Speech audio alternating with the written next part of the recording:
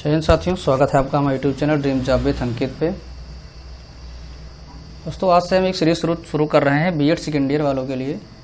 वैसे तो ये सभी के लिए फ़ायदेमंद है जो लोग जिसके सिलेबस में ये सब सारे चैप्टर हैं, लेकिन ये स्पेशल बीएड वालों के लिए है जिनका एग्ज़ाम अभी जल्द में होने वाला है। तो हम कोशिश करेंगे सारे जो ऑब्जेक्टिव हैं उनकी रैपिड रिवीजन कराएंगे आपको, जिससे कि आपका जो पेपर है वो अच्छे से तैयार हो सके। आपके पास यदि ईजी नोट्स है तो उसे आप पढ़िए, उसके बाद यहाँ पे आप देखिए कि हमारा कितना तैयार हुआ है। इसमें हम क्या करेंगे, आपको क्वेश्चन का 5 सेकंड देंगे समय अपने से लगाने के लिए, उसके बाद आपको फिर हम उसका डिटेल में एनालिसिस करेंगे। तो चलिए शुरू करते हैं। तो इसकी शुरुआत हम फर्स्ट चैप्टर से करेंगे। जो पेपर हमारा फर्स्ट पेपर है और चैप्टर भी फर्स्ट है, education system, development of education system in India. उसका जो है हमारा पहला चैप्टर है वैदिक पीरियड, यानी कि वैदिक काल।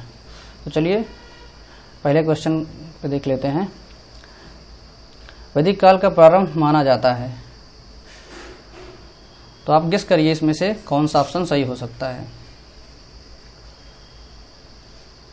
तो मैं थोड़ा सा हाइलाइटर ले लेता हूं।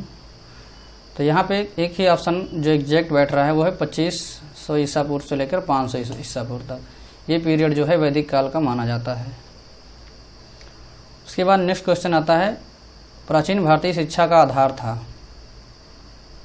उपनिषद, वेद, पुराण, ग्रंथ।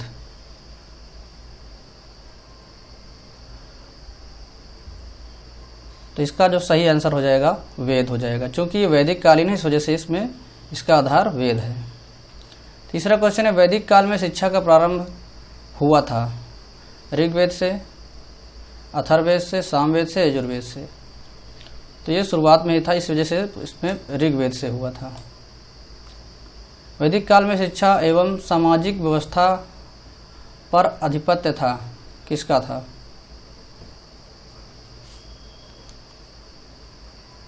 ब्राह्मणों का, क्षत्रियों का, वैश्यों का, शूद्रों का। तो इसका सही जवाब हो जाएगा ब्राह्मणों का। नेक्स्ट क्वेश्चन है, वैदिक कालीन शिक्षा मुख्यतः आधारित थी, जैसा कि अभी हमने बताया था ऋग्वेद पे शुरू हुआ था, तो इसमें आंसर हो जाएगा ऋग्वेद। वेदों में शिक्षा शब्द का प्रयोग किस अर्थ या रूप में हुआ है?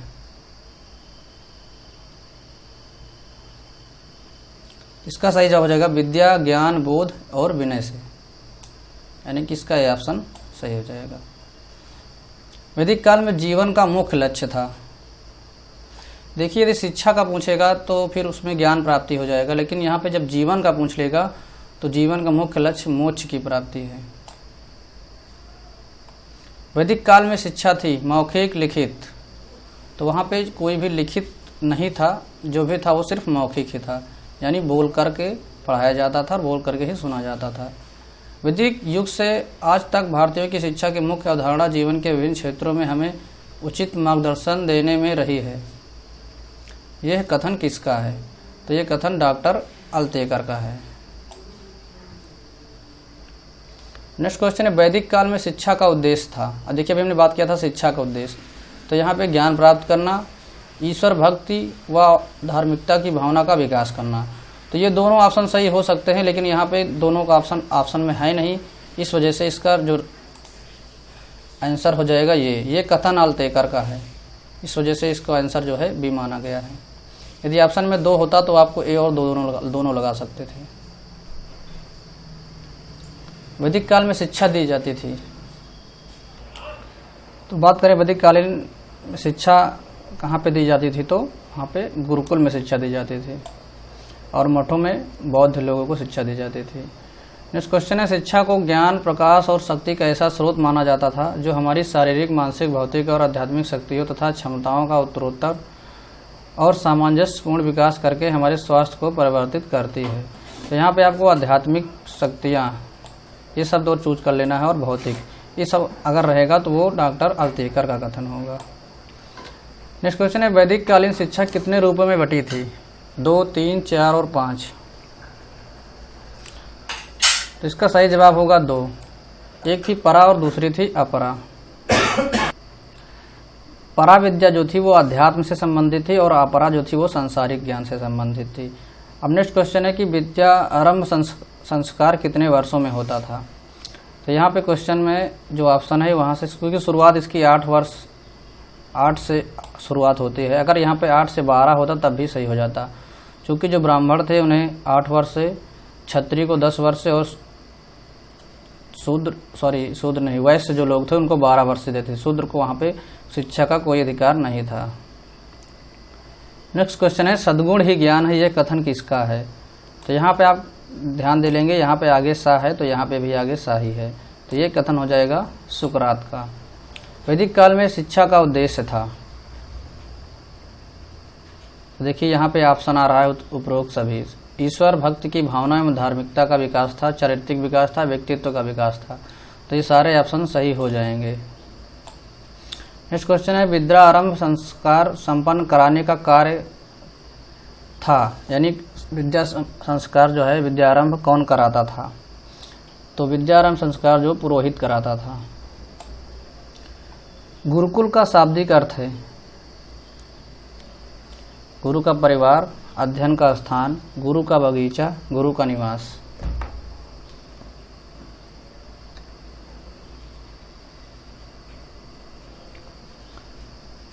तो इसका मतलब हो जाएगा गुरु का परिवार।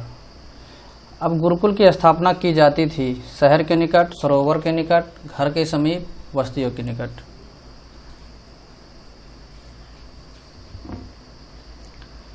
जो गुरुकुल की स्थापना की जाती थी वो शहर से काफ़ी दूर की जाती थी, जहाँ पे माहौल शांत रहे, बच्चों को पढ़ने में आसानी रहे। तो वो ऑप्शन इसमें से केवल एक ही हो सकता है, सरोवर के निकट, वन में। अगर कहीं अभी ऑप्शन आ जाए झरना के निकट तो वो भी सही हो जाएगा। शिक्षण कार्य के अलावा गुरु का कार्य था उच्च शिक्षा पर चिंतन, भौतिक सिद्धांत पर चिंतन, आध्यात्मिक सिद्धांत पर चिंतन, लौकिक सिद्धांत पर चिंतन। तो यहाँ पे इसका सही जवाब हो जाएगा आध्यात्मिक सिद्धांत पर चिंतन। गुरुकुल में किस वर्ग को शिक्षा प्राप्त करने का अधिकार नहीं था। जैसा कि अभी हमने बताया था ब्राह्मण, क्षत्रिय, वैश्य, जो 3 वर्ग शुरुआत के हैं दोस्तों। जैसा कि हमने बताया कि यहाँ पे ब्राह्मण, क्षत्रिय, वैश्य तीनों को तो अधिकार था, लेकिन शूद्र को अधिकार नहीं था। उच्च शिक्षा प्रारंभ करने से पूर्व कौन सा संस्कार होता था। विद्यारंभ, उपनयन, प्रवज्जा, समावर्तन का।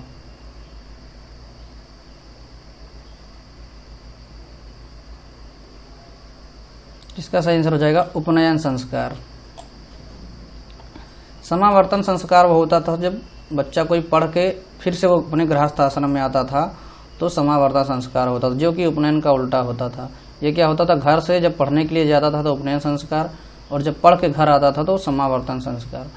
उपनयन का शाब्दिक अर्थ होता है गुरु के समीप ले जाना, छात्र को लाभान्वित करना, छात्र को ज्ञान देना, शिक्षा व छात्र के मध्य संबंध। तो बताइए इसका कौन सा आंसर सही होगा। तो इसका सही जवाब हो जाएगा गुरु के समीप ले जाना। अब नेक्स्ट आ गया गुरुकुल में शिक्षण सत्र होता था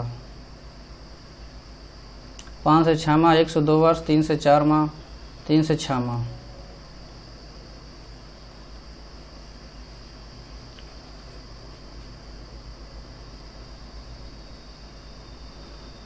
तो यहाँ पे सही जवाब हो जाएगा 1 से 2 वर्ष का।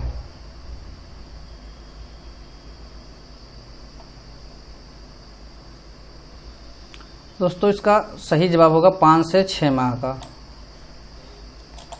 1 से 2 वर्ष नहीं होगा, 5 से 6 माह का होगा। जो पूरा काल होता था पूरा एक शिक्षा का, वो एक 12 साल का लगभग होता था। उसके बाद फिर से अगर कोई पढ़ना चाहता है तो फिर से वो 12 साल पढ़ेगा, 12, 24, 36 इस तरह होता था। जीवन पर्यंत विद्यालय की छूट किस वर्ग को थी।